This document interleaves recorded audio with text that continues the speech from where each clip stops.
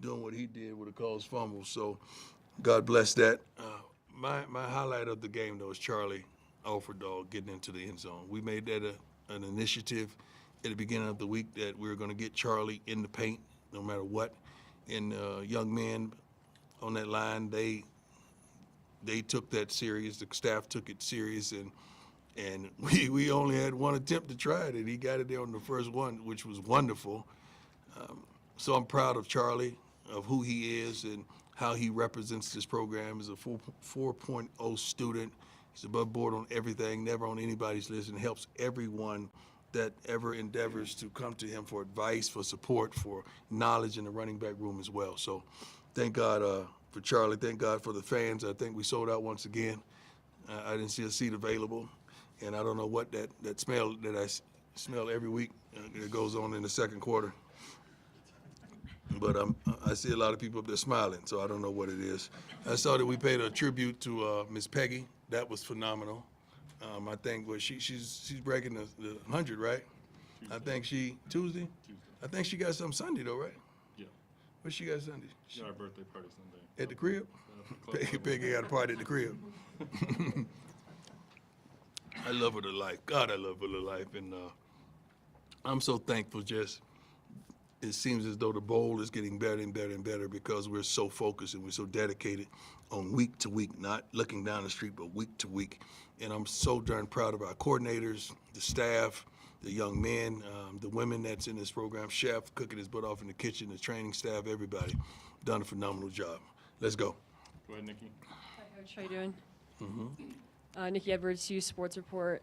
You scored a season-high 49 points against the best defense in the Big 12. What went into that game plan in exploiting Utah's defense? We wanted to really protect that quarterback. Every week we say, let's protect that quarterback. Let's do some things that we don't feel like they can stop. We feel like we have the best receiving core in the country. We can protect the quarterback, and those guys eventually they're going to get open, especially if we have the assistance of a running game. And we showed flashes of having a running game. Isaiah did a phenomenal job today breaking one, but we got to be more consistent with that. And the sky would be the limit if we can really have consistency and the word escapes me what I'm trying to say, but we need to really want and desire and just have passion to run the football at times. I think we're liking that, but prayerfully we get it going because we could do some remarkable things if we have a more balanced offense. Lincoln, go ahead.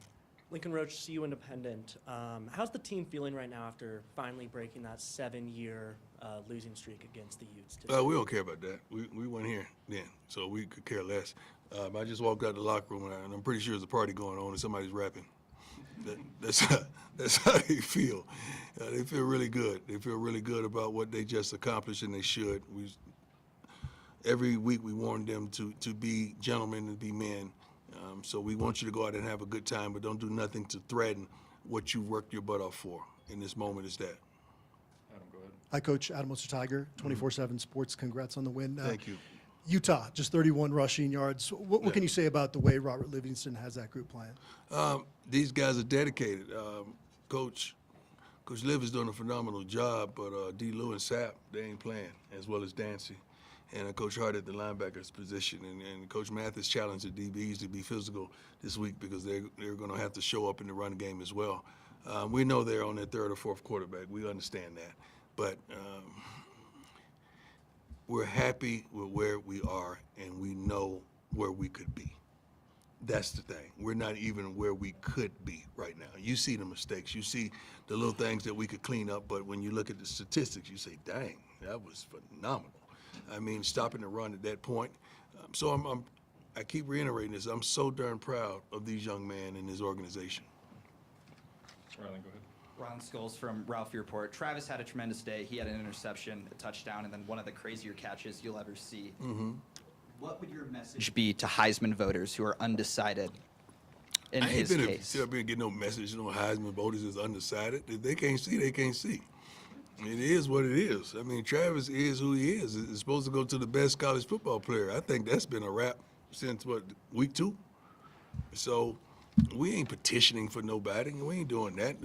We got a wonderful display of cameras here, and I think we're on national television every week. If they can't see it, there's a problem. Don't allow their hatred for me to interfere with our kids' success. They got to stop that. Y'all got to stop. Some of y'all like that. Y'all got to stop that, man. Give the kids what they deserve, man. I done had my turn. You had, I played 14 years. You had 14 years to hate me. Now let it go. Brian, go ahead. Hey, Coach. Brian Howell, Bowl of the Daily How you Camera. doing, sir? Good, how are you? A couple questions for you. First off, LeJohntay, finally breaking one. It feels like most of you guys were close to breaking something. Was it Yeah, nice to see that? we got to dedicate ourselves to the return. That's the thing. We put in a little more work on the return teams and putting the right personnel out there, and he could hit it, man. I mean, he could hit it. Jimmy could hit it. Jimmy's out right now, but he did the doggone thing. He's so versatile and so elusive, and you see that after the catch when he's playing receiver. But that just shows his versatility, and it should take him, make him more impressive to the scouts that are looking for him to get to the next level, which is the NFL. And then, real quick, your defense obviously gave up probably more than you guys wanted to Right. this afternoon. But True. the big plays, I mean, it seems like this group is just feasting on big plays. Yeah, but we got to be more consistent on D plays. I mean, we shouldn't give up that many yardage up the seam. They shouldn't throw the same darn route every time. The tight end going up the seam. How many times we going to allow that to happen? We got to get something on him. We got to hold him up. We got to reroute him. We got to do some things because Rob is doing a wonderful job. The young man, we have to execute as players. We do. There goes my man. You know what? I'm mad because I thought it was Harlow. That's Carlo. It's Carlo. You say it. Okay, go ahead and do what you usually. Jack Harlow. It sounds like you said Harlow. Jack Harlow. And I apologize. Oh no, you're good. I apologize. You're good. Okay, now We let's gotta do. get Jack Harlow in Boulder. Okay, let's do what we normally do. Okay, go ahead. So, Jack, go ahead. Okay. Jack Harlow. My man. Wire. Jack Harlow. Yeah, my parents love that every week. Right. It's the highlight. Right. Want to ask about Draylen Miller. Oh my Best game God. of his career so far. He's like a Debo Samuels, man. He gives you a variety pack every time you put him out there. He could play the slot. He could play out wide. He could get in the backfield. He could go wildcat. I mean, the kid is talented, and he's a freshman. And I thought we didn't recruit those, but this kid is a great young man. I mean, he was raised properly. Has the right influences in his life, and the older players have taken him up under their wings, and they make sure that he gets it right. He knows his assignments, his alignments, and the kid practices his butt off every day. So I'm so proud of him. He had, I think, went for 100 yards today. 106. Yeah, awesome, man. I'm proud of him. Jack Harlow. Go ahead. Hey, Coach. Feeling myself. He said that like he was gonna get it like you get it. Jay. No, dog. That's only for Jack Harlow. The receiving room has like 4 very different kinds of receivers. Yes, sir. Like archetypes. Did you try to recruit that so that like set up like that and how? Yeah. We, everybody makes a big deal over what you recruit and how you recruit. You got to find what you like and try to replicate that. So you know what Jimmy brings to the table, right? You know what LeJohntay brings to the table. You got to have 3 or 4 guys that bring to the table what Travis is bringing. But you know what all our receivers bring, and you go out and try to find that guy because that's what you want into your room. Not only the game, but the character of our receivers. Will had a wonderful day as well. Make some great contested catches, and that's the thing we've been asking him. Like every time Shador sees him one-on-one over there, he's going to put it up, and he expects him to come down with it, and oftentimes he does. So I'm proud of him as well. John, go ahead. John Treach, 9 News. Coach, you double last year's win total by doubling up a traditional powerhouse. Can you allow yourself to appreciate where you are right now? No whatsoever, because we expect to be here. A lot of y'all didn't expect us to be here, and don't think we don't know that, but we expected to be where we are. Matter of fact, we expected to be a little better. We dropped a couple that we're not proud of, but that's in the past. So now we focus on one game at a time. We really, truly do. But our expectations ain't your expectations. Our expectations are our expectations, and we expect a lot out of ourselves. We practice with the type of intensity and passion and love and effort that you can't help but be successful in what we do. And when we don't do things properly, it shows. We're beating ourselves at times, and nobody beating us. We're beating ourselves, and we just got to focus on those little things and correct them so we could be flawless. That's the goal. to come out here and be dominant offensively, defensively, as well as special teams. I think 2 phases we dominated today, special teams as well as defensive side of the ball. We did. We just got to get the offense, and it's hard to critique them. Like I say, I was on Shador's butt all day today, and I look up, he's 30 for 41. I think any coach in the country would accept that willingly. Alex, go ahead. Congratulations, Coach Prime, on a Thank you, great my man. victory today. Alex Mears, Mile High Sports Radio, the final word. Can you talk about the different preparation it takes when you have a 10 o'clock game in the morning and you have an 8 o'clock game at night? What you go through to get your team prepared? It's truly different. It really is, and I'm thankful that you asked that question because we're happy and elated when we get an opportunity to play in the morning. Why? Because we practice in the morning. It's a regular schedule for us. Our kids are over here at 6-something in the morning, getting their bodies warmed up, getting treatment. We have meetings at 7 a.m. and we're on the field practicing sometimes at 8:30, 9 o'clock. We're probably off the field at 10:30, 10:45. So this is really the time that we love. I mean, it seems a little early for some of y'all, but I took my walk on campus early, and I think the alcohol consumption was just as enormous as later in the day. So I ran by some people like, how in the world you start that early? You got to pace yourself, dog. But we love early games because it's traditional for us because that's what we do every day. Hey, Coach, how you doing? How you doing, sir? Good. Congratulations on the win. Thank you. Hey, so would you say Colorado is two-way player for the guys that are the young recruits that are coming out of college? I mean, coming out of high school. Well, a lot of coaches lie, and they tell them, I'm going to give you an opportunity to play on both sides of the ball, and we never see it. The reason, first of all, I don't lie. Second of all, I did it. So I know it's doable. I know it can be allowed if a young man has that type of talent. I mean, high school and college now, some of these guys, you were like that in high school, but you ain't like that in college. You really need to focus on one thing. But we're fortunate to have 3 guys. I mean, Tyler hadn't played defensive yet, but he practices defense every day. Tyler Brown. Harge is one of the guys poised to start on the defense next year. I mean, he's so talented. He gives us a lot on the special teams, and Travis is Travis. So, yeah, we attract guys that could possibly play both ways, and if they can handle it, I'll give them the opportunity. But my rule is you got to be great at something first. You can't be average on offense and average on defense, and I'm going to give you that luxury. Dominate something first, then I'll allow you to get on the other side of the ball. Great question, though, my man. Go ahead, Scott.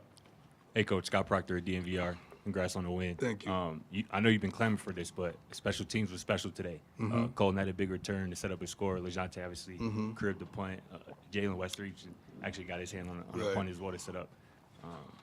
And we field. kicked a few balls in the end zone for touchbacks, which we never do. Absolutely. So I was really proud of that as well. Yeah, just can you speak to how Modest important model the as special well. teams performance was to the result? They did a great job. We focused on that. We focused on Tommy's doing a great job, first of all. And we focused on putting the right personnel on the field at the right time. Some schemes are different. We do certain things, and, I call the returns, or whether we want to return it or go for the block or be safe so we could just get the change of possessions. But those guys were hungry today. They went out for it, and I think we almost blocked the punt. We should have. We were close, and we didn't have the block on. So I'm proud of them in that aspect as well. Special teams really are the attitude of your program. When you have bad special teams, oftentimes you have a bad program or a bad defense because most of the defensive players play on special teams, not offense. Most of the defensive players do that. So when you looking at the special teams, you're really looking at the attitude of the defense. And we just got to figure out how to put the right guys on at the right time so they could produce. A couple more. Go ahead, Matt. Hey, Yes, sir. Coach. Matt Smith, Independent.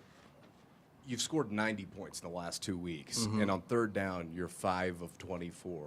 What Wow. do you think is the issue there? I didn't know you're that. running That's into? horrible. God, that's horrible. We got to have positive first downs. When you have positive first downs, it makes the game tremendously easier. Sometimes Pat says it all the time, we just want to get Pat mad. We get a tackle for lost first down, we get a sack second down, we need to complete a 25-yard pass on third down. It's like Shador pulls out something heroic. We just got to be more consistent in the little things. We always preach positive first downs to make it easier for us, but we're not doing that. That comes along with not running the ball successfully, and we got backs that can do it. So we just got to put a little more emphasis. It's not like Phil isn't. I mean, he's on their butts every day about being aggressive, being physical, having your pads up under their pads, and moving your feet at the same time. We just got to do a better job, man. We talked about the linebacking core a lot last year, and obviously Bentley coming in and having another strong season. What do you make of both Hillgreen and Bentley together? It seems like you guys have really found a good pair there. Well, they're very physical. They can, the lights out versus the run. We need improvement on the pass, you know that, and they know that. But they're lights out, going ahead and attacking, and they're making plays. They're making plays tremendously, and they're kind of the heartbeats. Well, Cam Silman is like, he's the guy. He's our defensive attitude. But those guys, they make plays, man, every week, and they're physical. And when we get a lead and we get ahead, they smell blood and they attack, man. So I'm proud of those young men because they put a lot into what they are right now. They study their butts off, too. And I love it.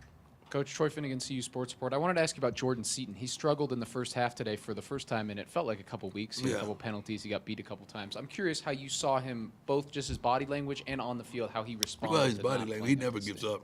He's probably upset at what he's done with the holding penalties and all that. But one of the holding penalties on the play that, one of the plays, we've been doing it all week. I mean, he grabbed the guy, keep his hands inside, and they called it, I guess because he's at the end, and he was visible for the official to see. But you can't get on Jordan too much because the kid is going to be great, man. The kid is going to be a top 5 pick when it's his turn to go. And he loves the game, practices his butt off, and he's fundamentally sound for the most part, probably 95% of the time. Yeah, he's a freshman. They're going to get him a couple times. But he's going to win a lot more time than he loses. And I'm proud of him, tremendously proud of Jordan. Last one, Tyler, go ahead. Hey, Coach. Tyler King with the Denver Gazette. Just want to go back to Matt's first question about the scoring a lot of points but not having success on third down. Just how valuable is it for you guys to have such an explosive offense where you're capable of making big plays? I think today you had 3 touchdowns of over 40 yards or around 40 yards offensively. How valuable is that for you guys? Even It's when you are valuable. struggling? We don't give a darn about the statistics afterwards, like what we were on third downs or second downs or first down. We care about the results. That's what we really care about. Like, you know, we look at this stuff and we analyze it and we want to improve statistically, but we look at the results of everything. We scored. I don't give a darn if we didn't score on third down. We scored on first down. You know, we scored on second down. Like we score. So that doesn't factor into what we're trying to accomplish. We're trying to get down the field and put the ball in the end zone, kicking it or running it or passing it. So we did that successfully quite a bit today, and we can't take none away from these young men because you guys understand the progress, and you understand that we haven't even put it all together yet. Like, we haven't even played our best game. That should be, in itself, scary. Like, man, when I said we coming, we still coming. We never stop coming. We are coming, and we ain't nearly there yet. God bless y'all. You good? You good, Ron? Yes. You've spoken several times at games this year about you didn't like the way it finished. Your team today shut it down, let Right. it go shut it down. Can you speak about the way they finished? I'm proud of it. We emphasize that in practices, finishing strong. Oftentimes, I would show the first play of practice, and sometimes I show the last play. I gave them a excerpt of me doing autograph signings. I said, you know, I do signings several times throughout the year, and what I do when I have signings, I take my first item that I sign and I compare my signature to my last. And I feel bad if I'm not giving the consumer my best from the front to the back. So I got to start well and I got to finish well. And I gave them that analogy to let our young men understand that you gotta, if you're gonna start that way, you gotta finish that way. So when I tell them little stories about my life or someone else's life, or we Zoom somebody in the morning and they could hear these guys that they deem successful, they understand it. But we gotta start finishing a lot better. And the emphasis was on that this week, and I think we did a wonderful job. You good, Taylor? You good? What does it mean when you have a player just come in and be more special than what you think he is in the beginning, like when he comes out? I don't think any player could out due our expectation.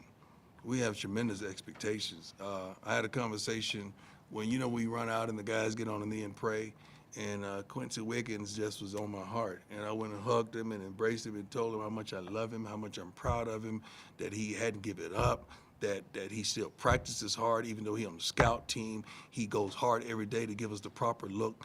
And I was down in tears because I was just giving him love. And he looked at me, he said, Coach, I would never quit on you. I would never quit on you. And he made a couple plays in the game tonight, at the conclusion of the matter. But that stuff means something to me, man, because I love these young men like they're mine. So to see and to look in his eyes and hear him say, I would never give up on you, Coach. I would never quit on you. I'm going to work my butt off. I don't give a darn if I'm in there or not. So I love that because that embodies who, what, why, and how this program is. Thank you, sweetheart. God bless you.